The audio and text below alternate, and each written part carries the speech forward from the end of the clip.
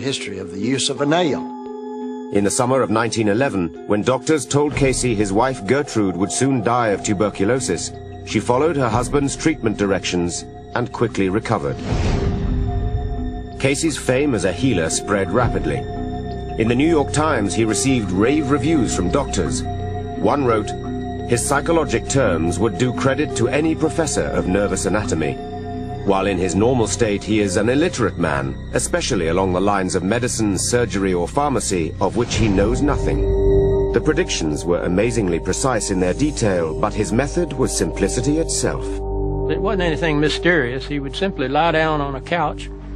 He would, if he had a tie or collar on, he'd loosen his collar, loosen his shoelaces, and just cross his hands over his stomach and just relax. There was a window, maybe 30 seconds, maybe 60 seconds, when his eyes began to flutter. And it was at that moment that you could put a question to Edgar Cayce.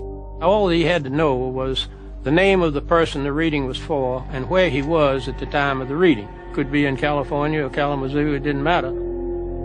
Strangely, whether he gave a diagnosis or predicted the future, Cayce forgot all about it as soon as he opened his eyes. He didn't remember anything. He didn't remember anything that he said at the reading. And soon some unscrupulous clients caught on. People would slip in a question about who's going to win a horse race or what's going to happen in the stock market, and he would answer them much to their profit. As clients got rich, Cayce started to suffer from inexplicable migraine headaches.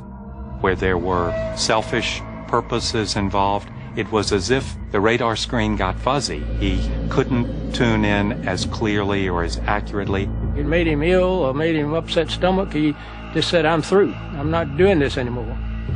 In 1912, with Gertrude and his little son Hugh Lynn in tow, a disillusioned Cayce left Hopkinsville and the predictions behind him and moved to Selma in Alabama, where he resumed work as a photographer. He continued that work until my brother dropped a match in a partially filled can of flashlight powder and he burned his face terribly. And all the doctors said, well, he'll never see again, and my brother asked my father for a reading. 2 weeks later, after following his father's instructions to the letter, Hugh Lynn's eye was as good as new.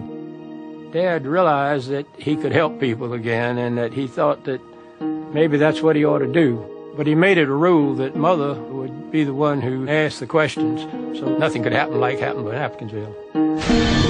Edgar Cayce was poised to discover new, amazing abilities.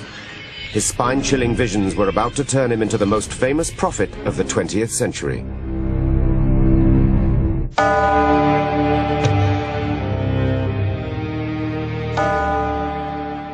In the 1920s, Europe was still reeling from the disastrous consequences of the First World War.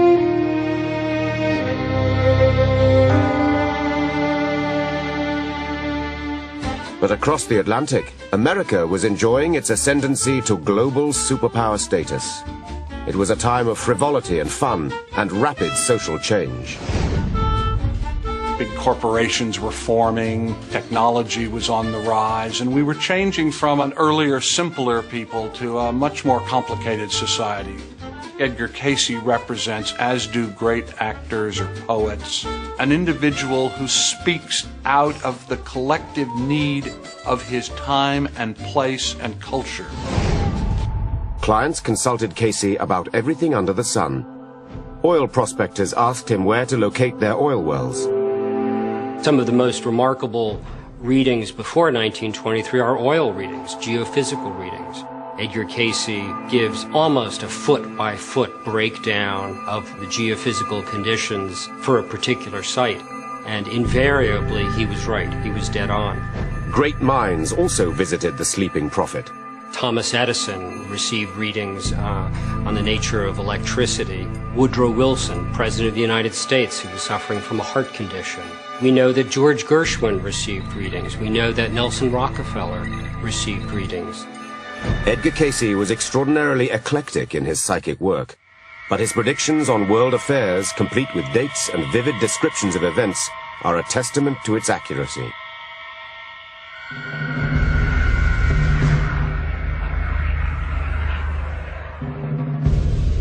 Some of the world affairs readings are absolutely scary. It was like he was reading the headlines 4 years in advance, consistently. He's under trance in 1925, asked by a client how the future of business will be, and he says, better pull your stocks out. In the adverse forces that will come then in 1929, care should be taken, lest this be taken from the entity.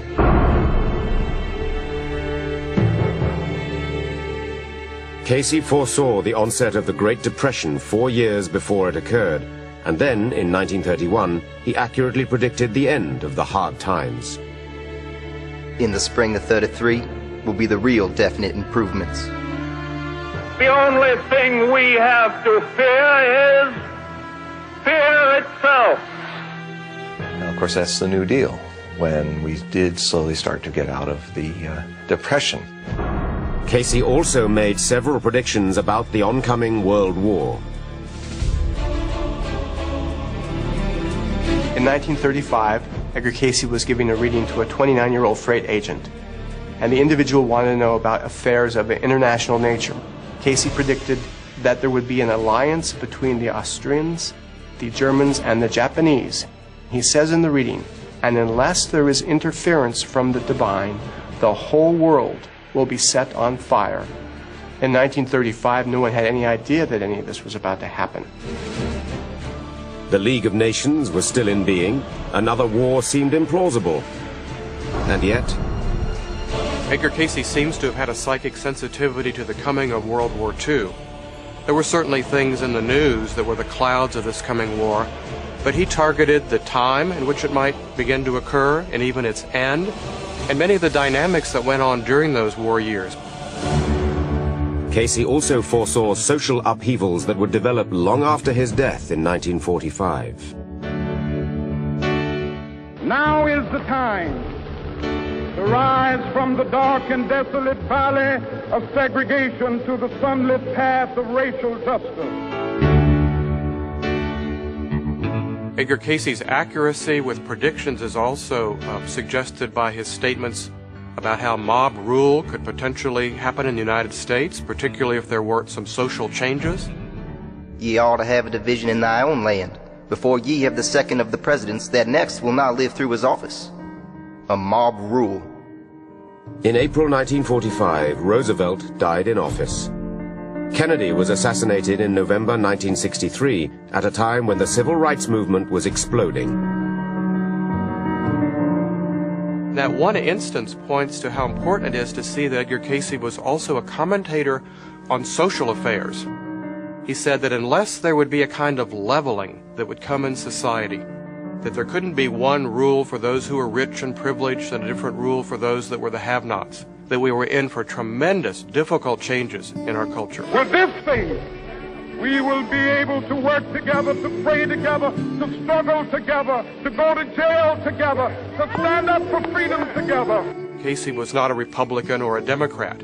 He wasn't trying to advocate any particular political agenda, but he clearly had a moral sense about something that needed to be achieved if we were to fulfill